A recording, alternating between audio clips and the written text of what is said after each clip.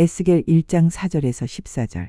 내가 보니 북쪽에서부터 폭풍과 큰 구름이 오는데 그 속에서 불이 번쩍번쩍하여 빛이 그 사방에 비치며 그 불 가운데 단쇠 같은 것이 나타나 보이고 그 속에서 네 생물의 형상이 나타나는데 그들의 모양이 이러하니 그들에게 사람의 형상이 있더라.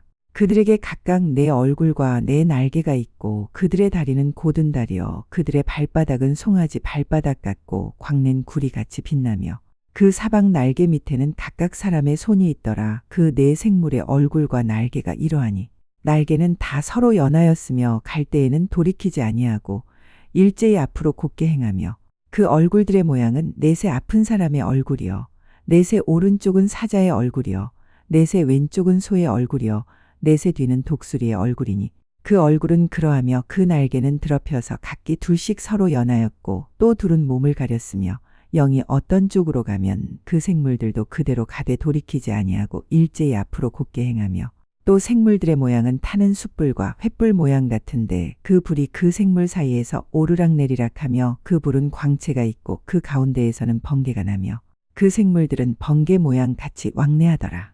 자, 오늘부터 4주 동안 제가 여러분들과 더불어서 성경에 등장하는 그 존재들 가운데 아주 신비로운 존재 중에 하나가 이 내생물입니다. 그래서 이 내생물과 관련해서 같이 은혜를 나누고자 합니다. 오늘 말씀의 제목은 내생물과 회복되어야 할 종말 교회의 모습이라는 제목입니다.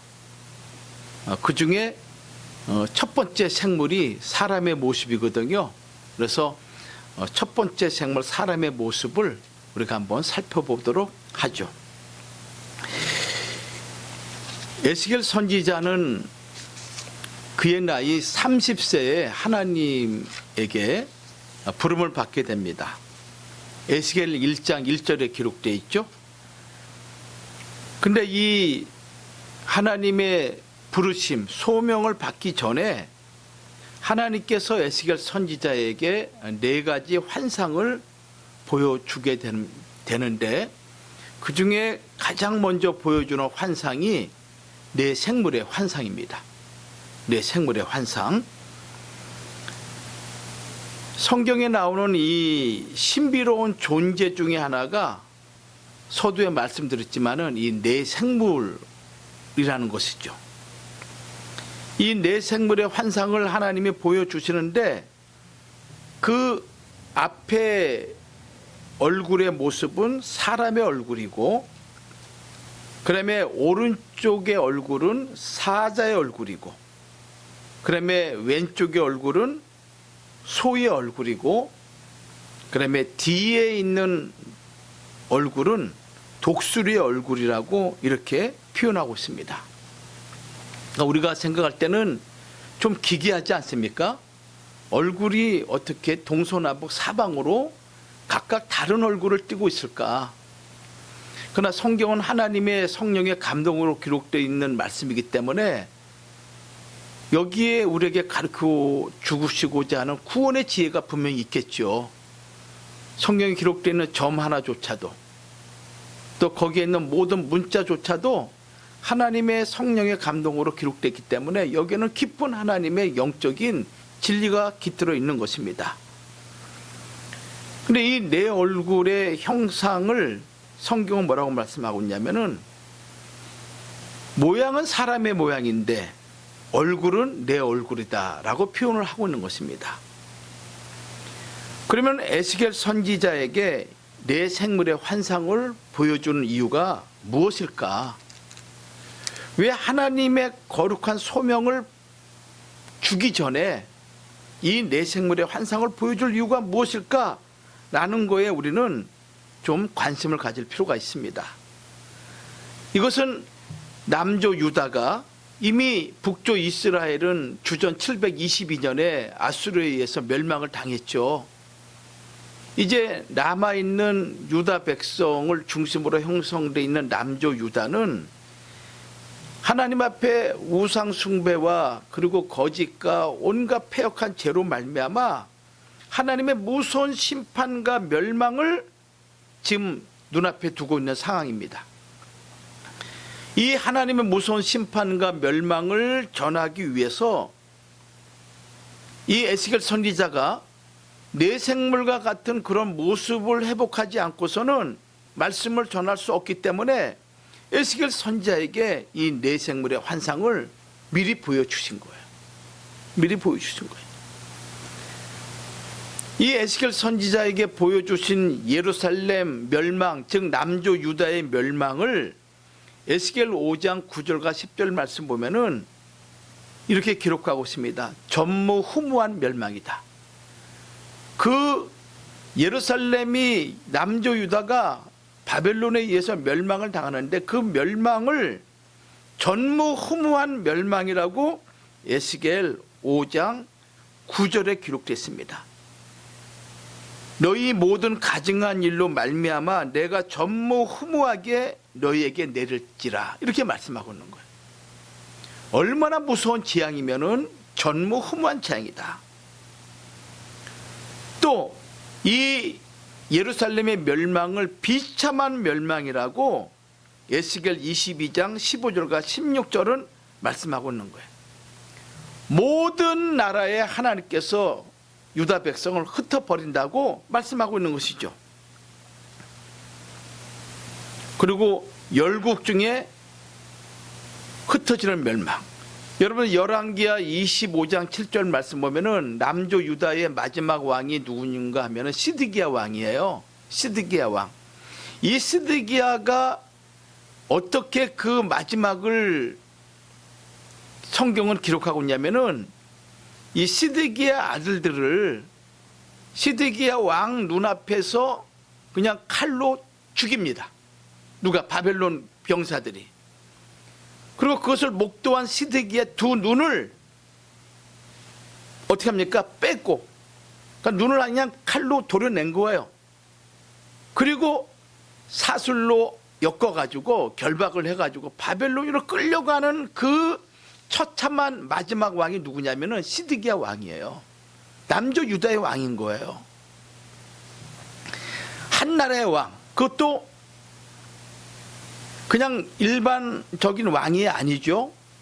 하나님과 언약을 맺은 거룩한, 그리고 선민이라 자처하는 그 위대한 민족의 왕이 짐승과 같은, 지옥의 딸감과 같은 그런 이방 왕에게 사로잡혀 가지고 자기 눈앞에서 두 아들이 죽음을 당하고, 그리고 그 두 눈은 칼로 도려냄을 당하고, 그리고 온 몸이 노사슬로 결박을 당해가지고 바벨론으로 짐승과 같이 끌고 가는 것이 남조 유다의 마지막 왕의 모습이라는 거예요. 이것을 에스겔 선지자가 하나님의 계시를 통해서 보고 이 비참한 동족의 운명, 조국의 멸망, 이것을 전해야 되는데 웬만한 심장, 웬만한 마음 가지고는 이 계시를 전할 수가 없는 거죠. 그래서 하나님께서 에스겔 선지자에게 이 환상을 보여주는 거예요. 내 생물과 같은 존재가 네가 되지 않으면은 이 계시를 전할 수도 없을 뿐만 아니라 감당할 수 없음을 하나님께서 알기 때문에 내 생물의 환상을 보여주고 있는 거예요. 오늘 이 말씀을 여러분들에게 드리는 이유는 뭐냐면은 우리는 마지막 때를 살아가고 있어요. 종말을 살아가고 있는 존재들이죠. 예수 그리스도가 재림이 있기 전에 마지막 이 지구에, 이 지구 팔말리에 엄청난 재난과 환란이 있는데 그 재난과 환란은 이 지구상에 지금까지 있었던 그 어떠한 재난 환란보다도 더 무서운 엄청난 재난과 환란이 있을 것을 우리에게 요한계시록은 말씀하고 있는 거예요. 첫째야, 둘째야, 셋째야가 있지 않습니까? 그러니까 에스겔이 전한 내용보다 더 참혹한 일이 벌어지기 때문에 오늘 우리도 에스겔 선지자가 받았던 그 환상, 내 생물의 환상을 통해서 우리가 회복될 부분이 있다는 거예요. 내 생물의 모습을 온전히 회복을 해야 된다는 거예요. 그래서 이 말씀을 여러분들이 전하는 것입니다. 그래서 이 내 생물을 4주 동안 살펴보는데 여러분이 이 말씀을 들으면서 나한테 부족한 것이 무엇인지 한번 살펴보세요. 그래야만이 정말 하나님의 말씀을 지키고 마지막 예수 그리스도의 복음을 전하는 자로서 온전하게 사명을 감당할 수 있는 거예요. 자, 첫 번째 대지로 이 생물의 배경과 역사를 한번 살펴볼게요. 이 생물을 가리켜서 크루빔이라고 얘기해요. 크루빔이라는 용어로 사용하고 있죠. 이 의미는 매우 고결하고 또 영적으로 충만한 뜻을 가지고 있는데, 기도하다, 축복하다라는 그런 의미를 가지고 있습니다. 기도하다, 축복하다. 근데 이 네 생물은 성경에 아주 다양하게 표현을 하고 있어요. 이 네 생물에 대해서. 창세기 3장 14절 말씀 보면은 모세는 이 네 생물을 그룹들이라고 창세기 3장 24절에 말씀하고 있죠. 또 오늘 말씀처럼 에스겔서는 에스겔 1장 5절은 생물로 표현하고 있고요. 또 에스겔 10장 15절은 그룹으로 표현하고 있습니다. 근데 그 그룹과 생물은 같은 존재인 거예요. 그래서 에스겔서는 생물, 모세 오경 중에서 창세기는 그룹, 이렇게 표현하고 있는 거예요. 그다음에 이사야 선지자는 이사야 6장 2절에서 스랍들 이렇게 표현하고 있습니다. 그리고 마지막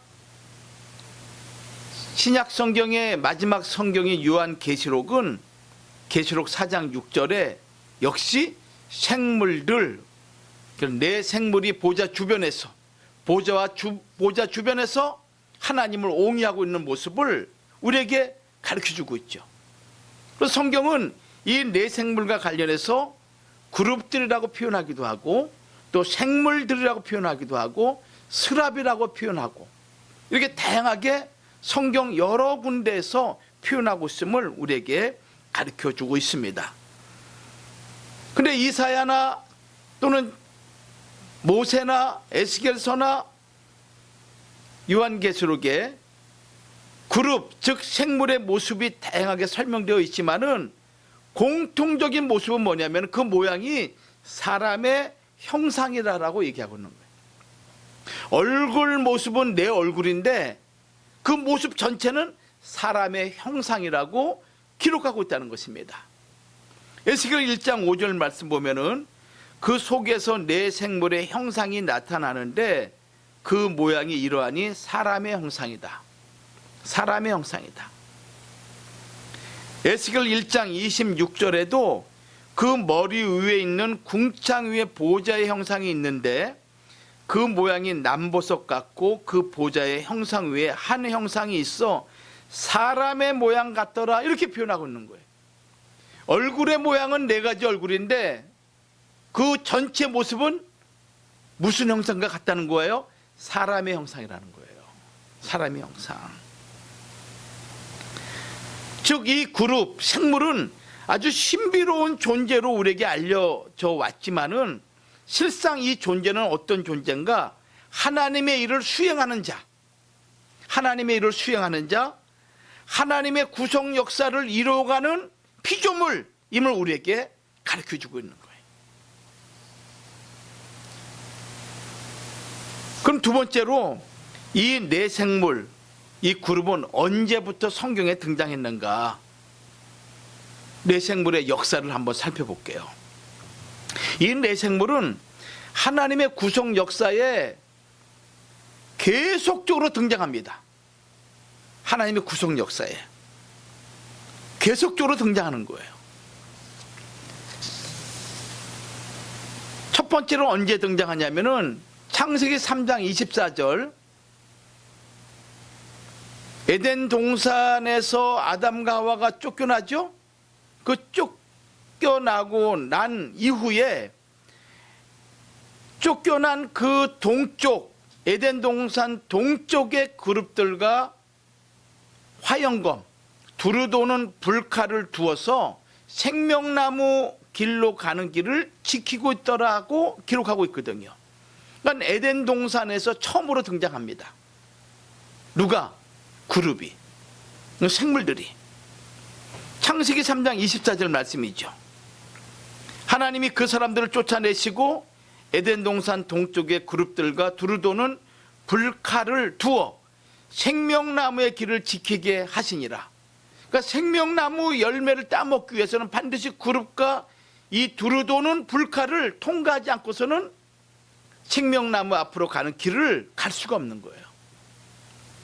이게 첫 번째 성경에 등장하는 그룹, 생물인 거예요. 또 두 번째는 언제 등장하냐면은 이스라엘 백성이 출애굽을 하고 광야 여정을 걸어갈 때 이 광야에서 등장하게 되는데, 광야에서 시내산에서 하나님과 언약을 맺고 난 다음에 하나님의 성막 환상을 보여주죠.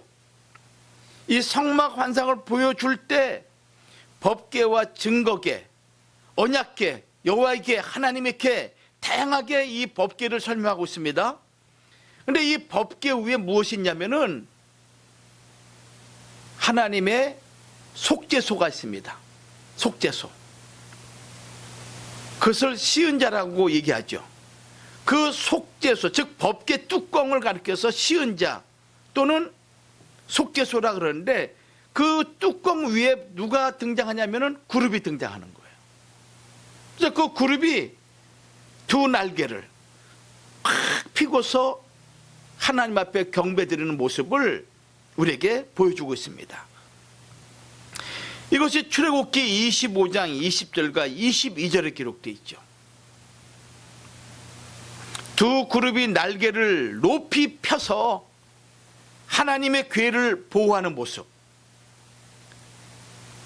그리고 고개를 숙이고 속죄소를 향하는 그런 형상, 이것은 은혜의 보좌에 자정하신 하나님의 임재를 사모하고 은혜를 갈망하는 태도, 그런 태도를 가지고 속죄소 위에 두 그룹이 있는 거예요. 또 이 성막 내부 앙장, 즉 성막을 덮는 그 커튼 같은 것들이 4가지가 있거든요.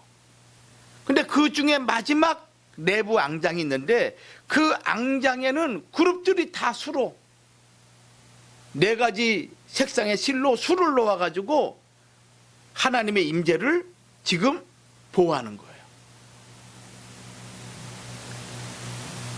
또 성소에서 지성소로 나갈 때 천막이 있거든요.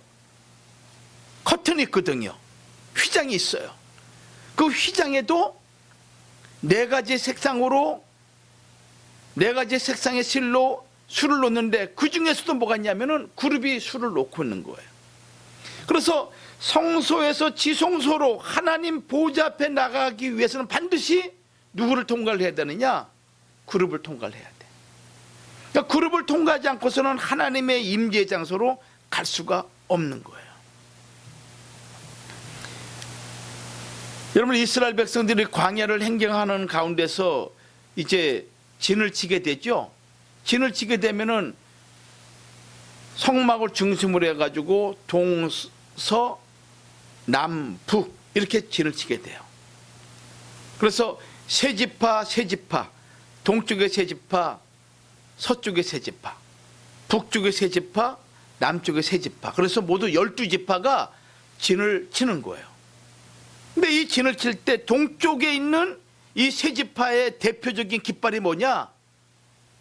대표 지파가 누군가 하면 유다 지파인데, 유다 지파를 대표하는 그 상징적인 짐승이 무엇인가 하면은 누구겠어요? 사자야, 사자. 그 다음에 이 동쪽의 반대편이 어디입니까? 서쪽이죠. 이 서쪽을 대표하는 지파가 어느 지파냐면은 에브라임 지파예요. 이 에브라임 지파를 상징하는 짐승이 뭐냐면은 황소야, 황소. 또 북쪽, 이 북쪽은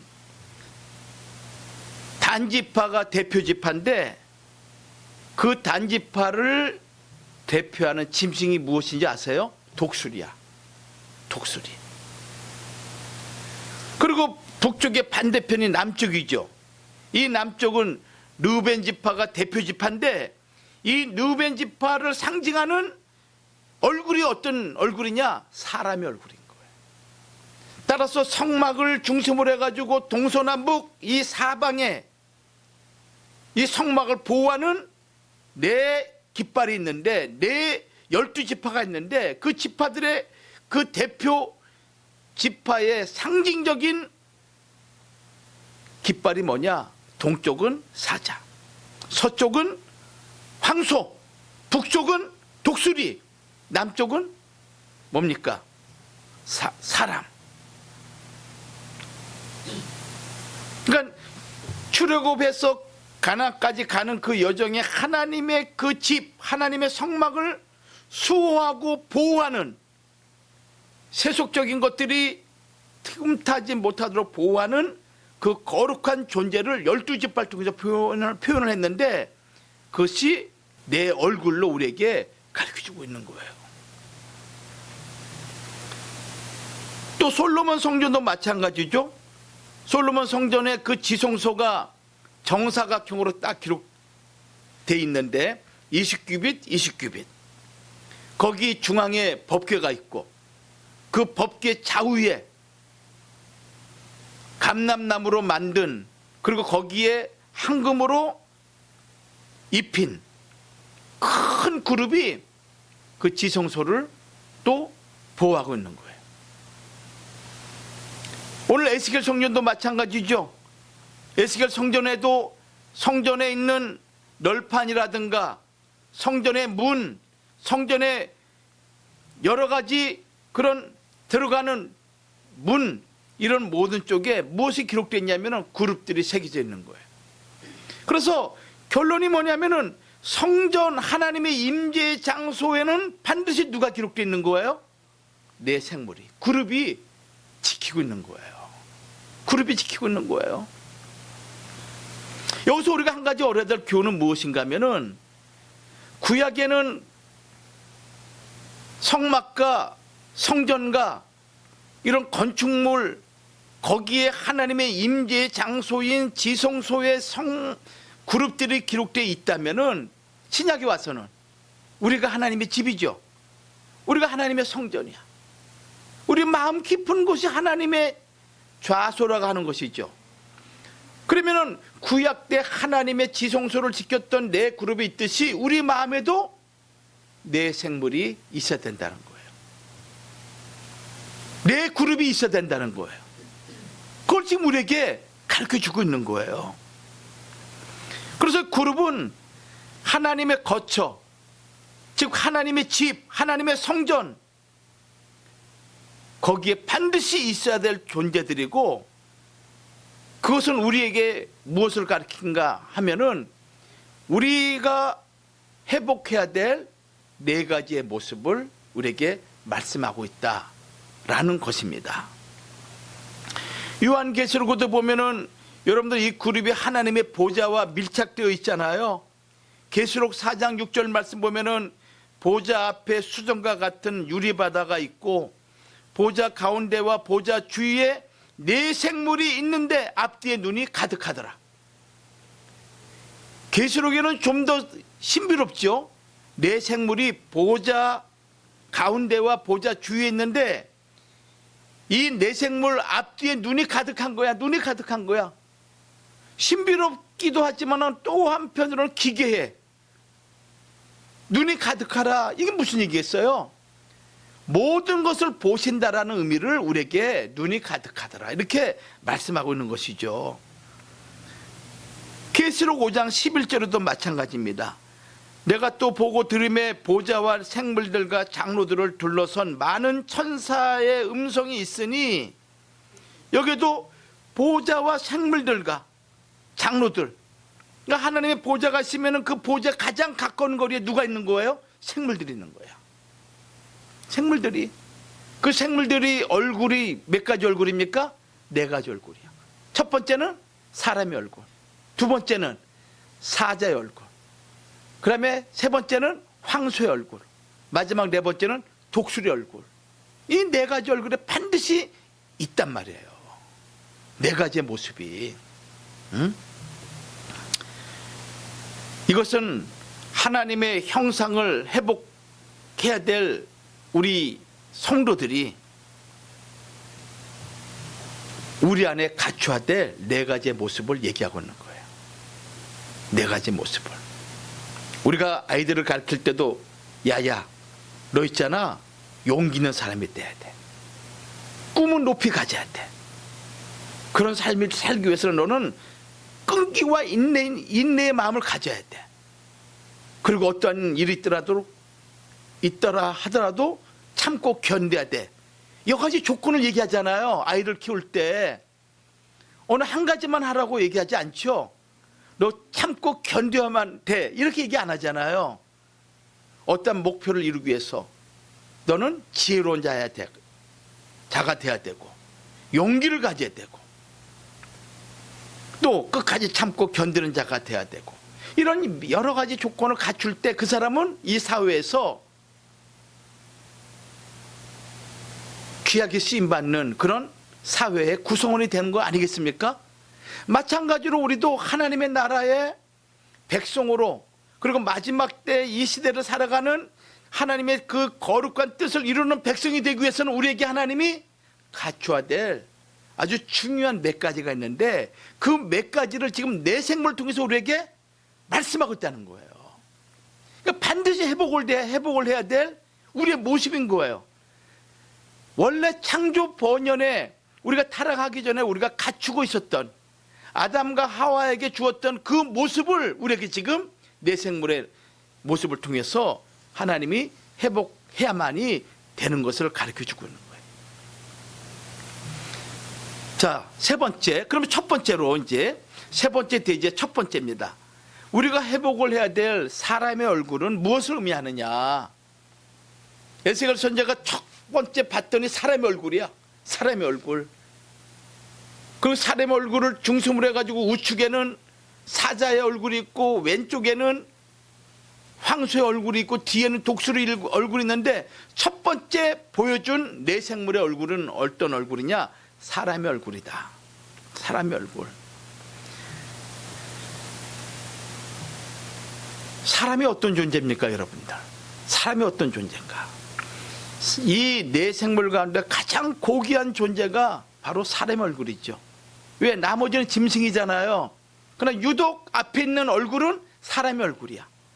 사람의 얼굴. 사람과 짐승과는 하늘과 땅이죠. 여러분, 창세기 2장 7절 말씀 보면은 여호와 하나님이 흙으로 사람을 지으시고 생기를 그 코에 불어 넣으시니 사람이 뭐가 됐습니까? 생명이 되었어. 근데 창세기 2장 19절 말씀 보면은 여호와 하나님이 흙으로 각종 들짐승과 공중의 각종 새를 지으시고, 즉 사람과 짐승 각종 새들의 그 창조의 과정을 보면은 근본적으로 다른 것입니다. 사람에게는 흙으로 지으시되 그 코에 무엇을 불어넣었습니까? 하나님의 생기를 불어넣으신 거야. 그 생기가 있으므로 우리가 하나님의 형상으로 살아갈 수 있는 거죠. 그래, 짐승에게는 생기가 없는 거예요. 영원 불멸한 하나님의 생기가 사람에게는 있지만은 짐승에게는 없는 거야. 하늘의 지혜를 깨닫는 영적인 그런 존재, 그것이 사람인데 짐승에게는 그것이 없는 거야. 사람의 존재는 내 생물 가운데 가장 고귀한 존재인 것입니다. 사람은 우연 또는 진화를 통해서 창조된 존재가 아닙니다, 여러분들. 사람의 창조는 창세기 1장과 2장에 크게 두 번 나타나죠. 크게 두 번 나타나. 창세기 1장 26절과 28절 말씀 보면은 우주와 만물 속에 포함된 사람의 기원과 위치를 우리에게 설명해 주고 있는 거예요. 우주와 만물 속에 포함된 사람의 기원, 사람이 어떻게 시작됐는지, 그리고 사람의 그 존재의 위치가 어떠한 존재인지, 이것을 창세기 1장 28절과 29절은 얘기해 주고 있는 거예요. 사람의 기원은 하나님으로부터 시작되었음을 우리에게 보여주고 있고, 그리고 모든 만물 위에 가장 뛰어난 존재임을 우리에게 그 위치를 설명해 주는 것이 창세기 1장 26절과 28절의 내용이에요. 또 창세기 2장 7절과 25절 말씀 보면은 우주 만물 피조 세계에서 유일하게 하나님과 언약을 맺은 언약의 대상이 누구냐? 사람이라는 거예요. 짐승과 여러분들 약속을 맺을 수 있나요? 짐승이 언약을 맺는다 해가지고 그 짐승이 그 언약을 기억을 합니까? 그런데 사람만큼은 그렇지 않다는 거야. 하나님의 형상으로 창조된 사람은 하나님과 언약을 맺을 수가 있고, 그 언약을 근거로 해서 하나님의 영광을 드러낼 수 있는 유일무이한 존재가 누구냐? 사람이라는 거예요. 그렇기 때문에 하나님이 창조 과정에서 보면은 사람을 맨 마지막에 창조했죠. 그것은 무엇을 얘기합니까? 하나님의 가장 큰 관심과 기대가 있음을 우리에게 말씀하고 있는 거예요. 가장 중요한 것은 마지막에 만들잖아요. 마지막에. 여러분들, 우리가 도박하는 사람이라든가 아니면은 그 화투하는 사람들 보면은 가장 중요한 패를 언제 보입니까? 맨 나중에 보이죠? 맨 나중에. 그래서 비장의 카드 또는 비장한 수, 이 상황을 확 뒤엎을 수 있는 결정적인 패, 그것을 맨 마지막에 보이는 거예요. 자신이 가진, 내가 가진 결정적인 수단, 강점을 결정적인 순간까지 숨겨두었다가 마지막에 사용하는 것이 바로 비장의 카드라고 얘기하는 거예요.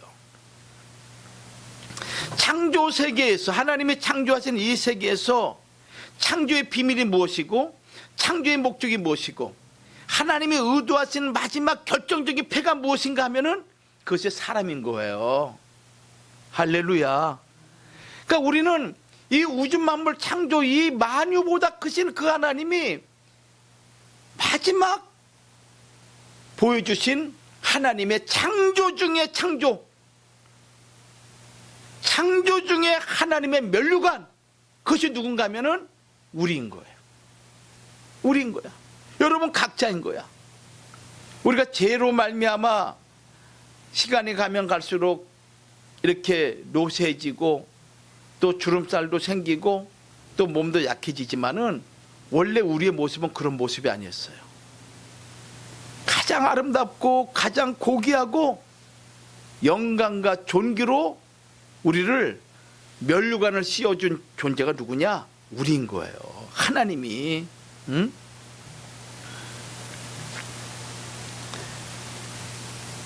시편 8편 4절과 9절 말씀 보면 이렇게 기록되어 있습니다.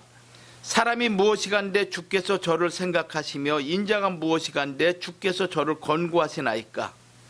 저를 천사보다 조금 못하게 하시고, 여기 저를 천사보다 조금 못하게 하셨다 그랬죠. 이 얘기는 공동 번역 성경에는 뭐라고 기록되어 있냐면은 사람을 하나님 다음 자리에 앉히셨다라고 표현하고 있는 거야.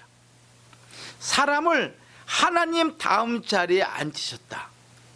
그러니까 사람이 얼마나 존귀하고 얼마나 대단한 존재인지 천사보다 조금 못하게 하시고 영광과 존귀로 간을 씌우셨나이다 라고 기록하고 있거든요.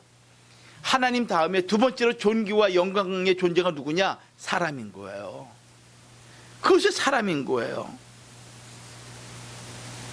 다른 피조물과 근본적으로 다른 존재죠.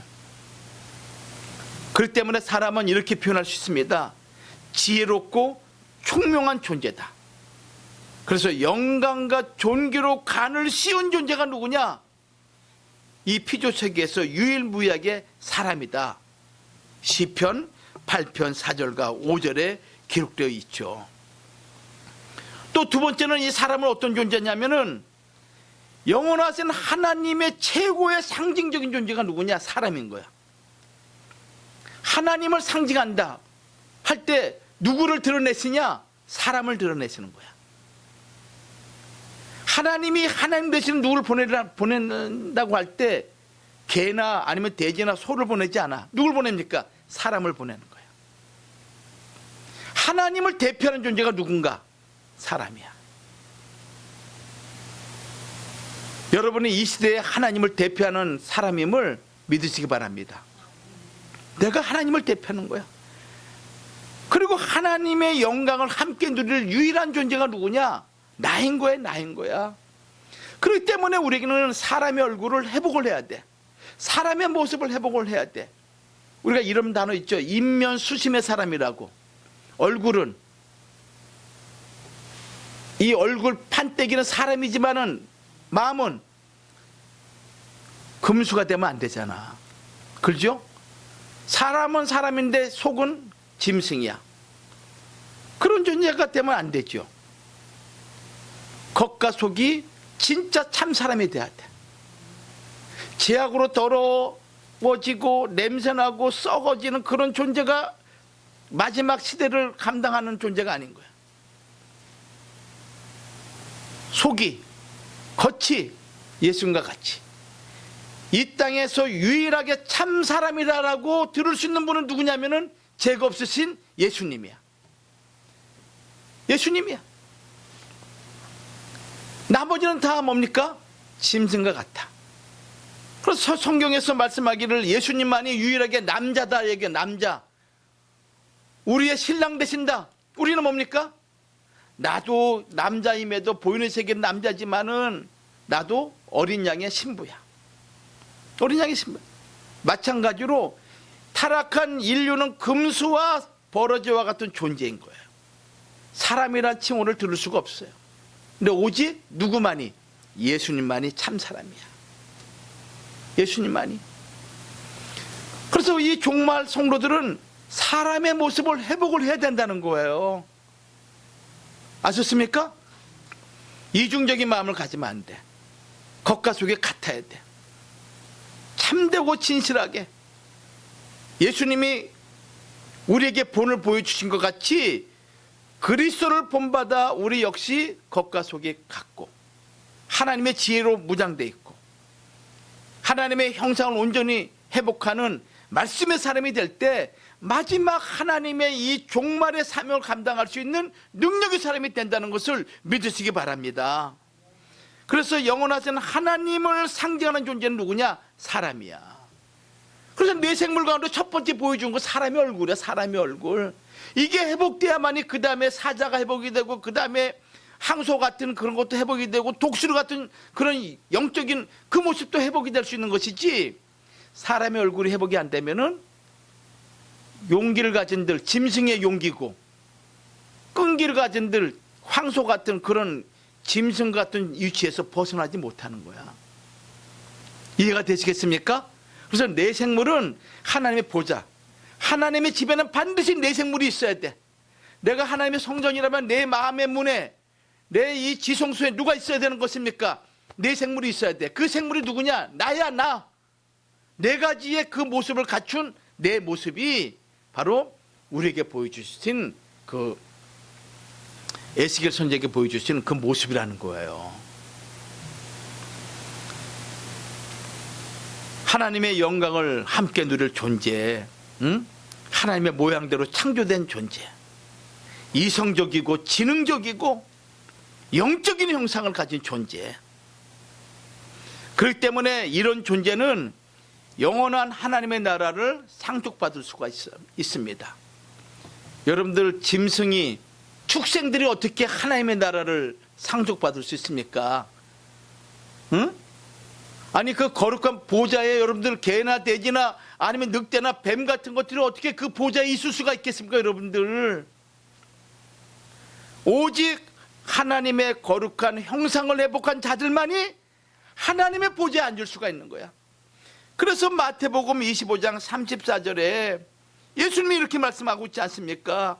그때 임금이 그 오른편에 있는 자들에게 이르시되 내 아버지께 복받을 자들이여, 나와 창세로부터 너희를 위하여 예비된 나라를 상속받으라, 이렇게 말씀하신 거야. 응? 상속받는 거야. 야고보 2장 5절에도 내 사랑하는 형제들아 들을지어다. 야고보 사도가 말씀하고 있습니다. 내 사랑하는 형제들아 들어라. 하나님이 세상에서 가난한 자를 택하사 믿음에 부유하게 하시고 또 자기를 사랑하는 자들에게 약속하신 나라를 상속으로 받게 하지 아니하셨느냐. 하나님의 나라를 상속받을 수 있는 유일한 존재는 누구냐? 참 사람의 모습을 회복한 성도들만이 하나님의 나라를 유업으로 받을 수가 있습니다. 그래서 사람이 이러한 존재이기 때문에 시편 16편 3절에도 땅에 있는 성도는 존귀한 자다. 이사야 43장 4절에도 내가 너를 보배롭고 존귀하게 여긴다 이렇게 말씀하고 있습니다. 근데 교회 안에도 여러분들 요즘은 얼마나 많이 변질되고 타락했는지 사람이 있는 게 아니라 막 짐승들이 드글드글대. 뱀 같은 사람, 늑대 같은 사람, 곰 같은 사람, 거짓의 사람들이 얼마나 많은지 몰라. 그리고 사람만 유일하게 생명의 비밀을 아는 존재입니다. 어떻게 영생 변화인지 그 비밀을 아는 자가 누구냐? 사람이야, 사람. 응? 잠언 9장 10절 말씀 보면 여호와를 경외하는 것이 지혜의 근본임을 아는 존재가 누구냐? 사람인 거예요. 응? 여호와를 경외하는 것, 그것이 지혜의 근본임을, 거룩한 자를 아는 것이 명철임을 아는 유일한 존재가 누구냐? 사람인 거예요. 잠언 9장 10절 말씀입니다. 잠언 9장 10절. 성도 여러분, 사람은 이 세상에서 유일무이하게 마지막 변화의 비밀을 아는 자들입니다. 아셨죠? 그래서 사람으로 회복이 돼야 돼. 짐승 타운에 머물러 있으면 안 돼. 그래서 마지막 종말 교회는 사람의 모습을 회복해야 됩니다. 사람들 이렇게 반문할 수 있어요. 우리가 다 사람인데. 아니에요, 여러분들. 아니, 하나님이 우리를 몰라서 에스겔 선지자에게 내 생물의 환상을 보여줬습니까? 그 시대 남조 유다 백성들이 사람입니까? 아니죠. 우상을 숭배하고 우상에 경배하고 타락하고 멸망할 수밖에 없는 짐승과 같은 존재들을 그들에게 에스겔 선지자에게 말씀하시면서 너는 내 생물의 모습을 회복하라, 이 말씀을 하신 거예요. 그래서 우리의 몸이 썩을 몸이 썩지 않고 죽을 몸이 죽지 않는 신령한 몸으로 변화되는 비밀을 아는 유일한 존재가 누구냐? 사람이야. 그래서 사람이 존귀한 거야. 사람이. 고린도전서 15장 51절에 보라 내가 너희에게 비밀을 말하노니 우리가 다 잠잘 것이 아니요 마지막 나팔의 순식간에 호련히 다 변화하리니, 바울이 얘기하기를 내가 너희에게 비밀을 말한다. 비밀. 이 비밀은 우리가 변화된다. 잠잘 것이 아니다. 마지막 나팔의 순식간에 변화될 때가 온다. 이 비밀을 너희에게 전한다. 사람만이 이 비밀을 알 수가 있는 거예요. 결론 맺습니다. 타락한 존재들은 참 사람이 안 됩니다. 될 수가 없습니다. 어디에 가서 나는 사람이다 얼굴을 내놓을 수 없는 아주 부끄러운 존재가 타락한 금수와 버러지 형상을 가진 존재들이죠. 근데 오직 예수님만이 참 사람이시다. 그래서 우리는 더 이상 인면수심의 마음을 가지고 살아가서는 안 됩니다. 예수님이 참 사람이듯이 우리도 사람의 모습을 회복을 해야만이 마지막 하나님의 계시의 말씀을 전할 수가 있는 것입니다. 아셨죠? 야, 말씀을 잘 전하는데 어떻게 삶은 저래? 이러면 안 되잖아요. 저 사람은, 저 목사님은, 저 선교사님은 말과 행동이 같아. 이게 사람인 거야. 그래 안 그래요? 말은 그냥 빛과 번쩍 막 번들해. 근데 나중에 알고 봤더니 속이 너무 달라. 음흉해. 거짓돼. 그러면 안 되잖아요. 그렇죠? 사람은 겉과 속이 같은 거야. 그게 하나님의 형상이야. 하나님은 겉과 속이 같으신 분이야. 그래 안 그래요? 그렇죠? 하나님이 음흉하게 꼼수 부리나요? 그런 분이 아니잖아. 그런 분이 내가 비록 손해를 볼지라도 하나님의 그 모습을 잃어버리지 않기 위해서 하나님 그 형상을 본받고자 하는 그런 마음으로 하나님께 나아갈 때 우리를 온전한 참 사람으로 하나님이 회복시켜 줄 줄 믿습니다. 그래서 오늘 첫 번째, 사람의 얼굴을 회복하라. 아셨죠? 이게 마지막 때 성도에 해야 될 그런 중요한 사명인 거예요. 다음 주에는 이제 누구 살펴볼까? 사자, 유다의 사자의 얼굴을 살펴볼 겁니다. 기도하겠습니다. 하나님 은혜를 감사합니다. 오늘도 거룩한 주일날 주 앞에 나와 예배드리게 하신 하나님, 우리가 이 땅 살아가면서 짐승과 같은 사람으로, 짐승과 같은 존재로 살아가지 않고 하나님의 형상을 온전히 본받는 참 사람으로 살아갈 수 있도록 우리를 도와주시옵소서. 영육간에 하나님, 하나님의 비밀을 아는 유일한 존재가 사람이오니 아버지 하나님, 다시는 타락하지 아니하고 오직 하나님의 형상을 회복하는 믿음의 사람으로 살아가도록 도와주시옵소서. 될 줄로 믿사옵고 예수님의 이름으로 기도 올리옵나이다. 아멘.